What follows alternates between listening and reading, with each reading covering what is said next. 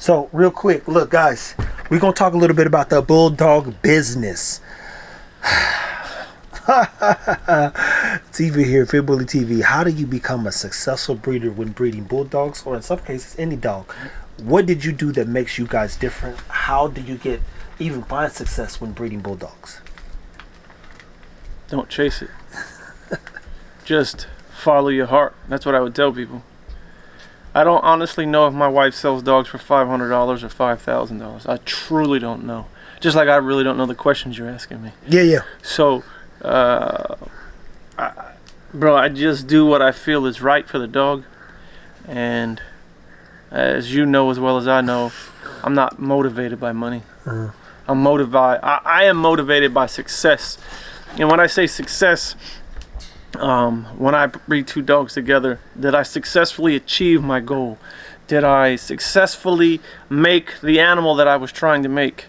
Did I achieve it, or did I You know, and I've been in this dog business for a long time, and I've made a few you know what I mean? Everybody, you do it at this high of a level, you're gonna make some.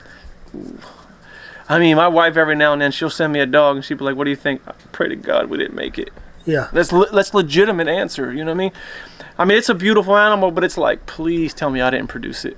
Because it's not what I want to be known for, that style of dog or that look of an animal. There's nothing wrong with it. I'm just hoping that I didn't make it. So success, your measure for success, and let me go back and by saying productions. It's productions. How do you feel? And I won't say feel. I don't like that because feels. Well, you get confused about feelings. Yeah. But let's just talk facts, because you also get a lot of good and bad phone calls about people who are in the breeding space trying to figure out how to solve problems that you didn't create, for one. But even more importantly, people who thought they were going to get in here and get rich real quick. Well, it's just everybody thinks that dog breeding is a get rich scheme, and it's not. I've done 20 years in this business, and I'm not rich, you know, even though people might obviously think I am for some reason. No, I'm not. I mean, I take good care of my family, and that's about it. I take good care of my dogs. I don't have millions of dollars. I still have to worry about money just like everybody else in America, you know what I mean? Unless they're rich, but... rich people worry about money too. That's how they keep it. I think people get confused that the rich people don't. Look, I know one of my buddy's moms, he was rich as two, and I was like, I remember being black and going with her to Aldi's. Now my mom had a car where 3 doors didn't open, 2 back windows didn't go down.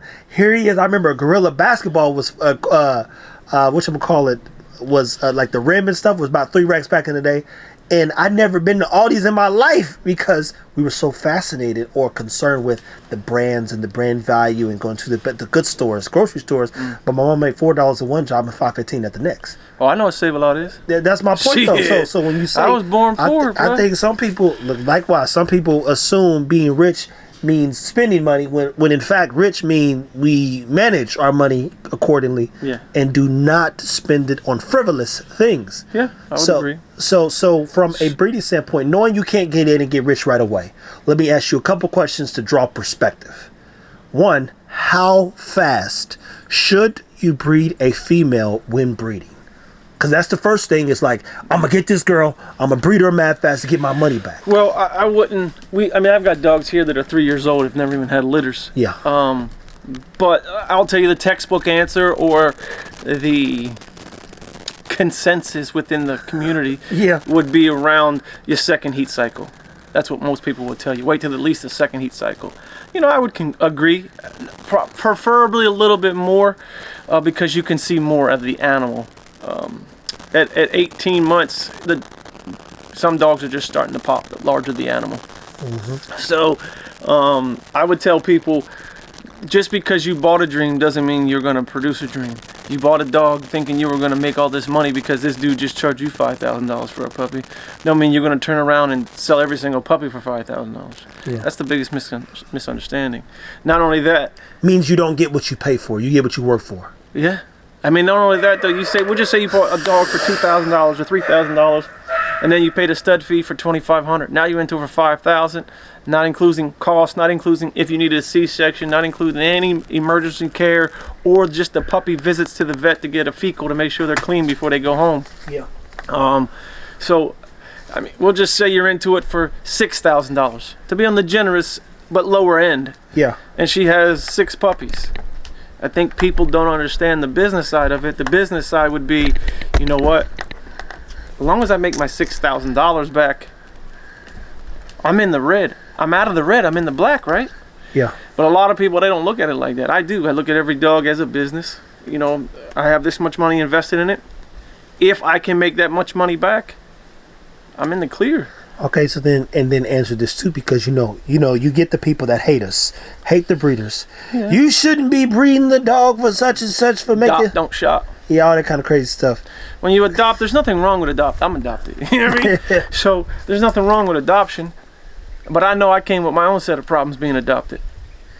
Yeah. So I'm not saying that when you shop you don't have problems either, but I mean either side of the coin is. That's problems. It's two extremes, and everything's got to be properly managed regardless. Yeah.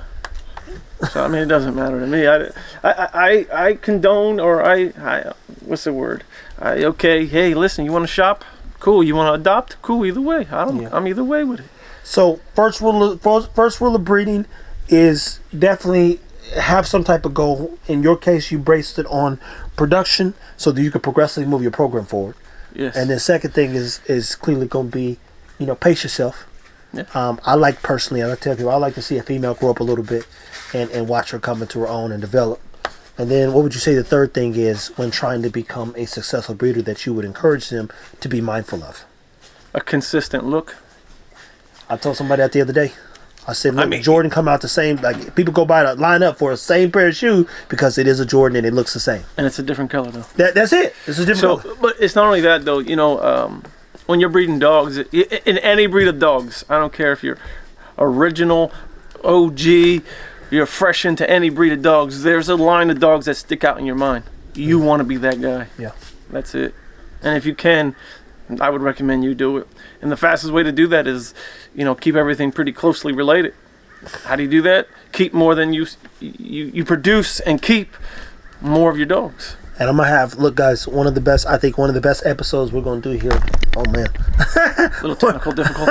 One of the best episodes I think is I'm gonna have Chris write it out, what it looks like when you are basically building a line out, because you got the education, the experience most importantly, and mixing. So that's another thing, is like how to mix, how to do all that stuff. But at anywho, breeders who are trying to be successful need to know that, for one, it's not an overnight thing.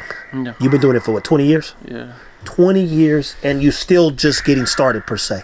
Yeah, because I'm not motivated like they are. I'm motivated by, at the end of the day, if I stop today, would people say, is Chris Moore one of the greatest people that ever bred dogs? I mean, I can't answer that for everybody else, but, I don't want to be like, Chris Moore, who's that? Or, nah, man, he was hacked, bro.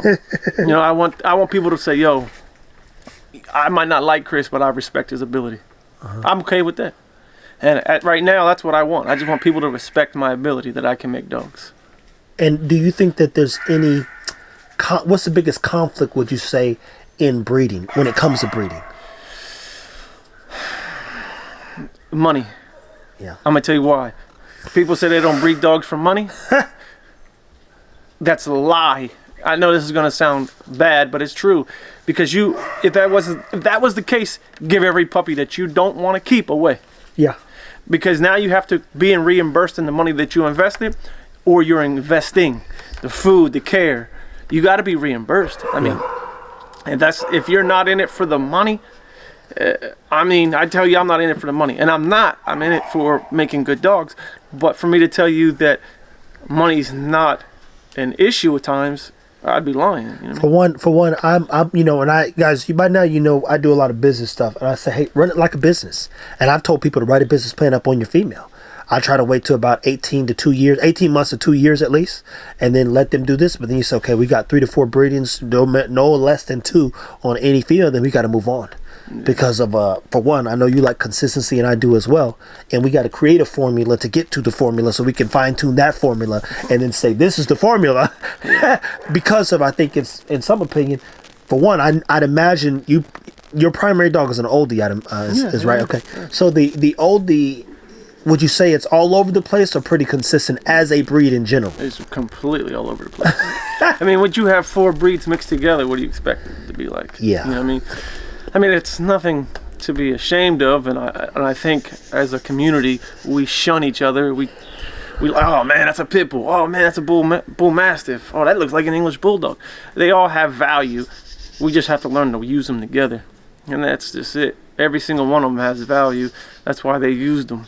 It's just learning the value system. There you go. So I think I literally did a video on identifying your values when putting your club together, and I'm guessing, and you correct me if I'm wrong, that in case of the bulky build, they want a bulkier, more built, muscled up in a sense bulldog. Come see you. Say the muscle part is, my muscles are low. You know what I mean? Nah, but I do like bulky dogs. You know what I mean? I like a little bit. I'm more after bulk, mass. That's my thing.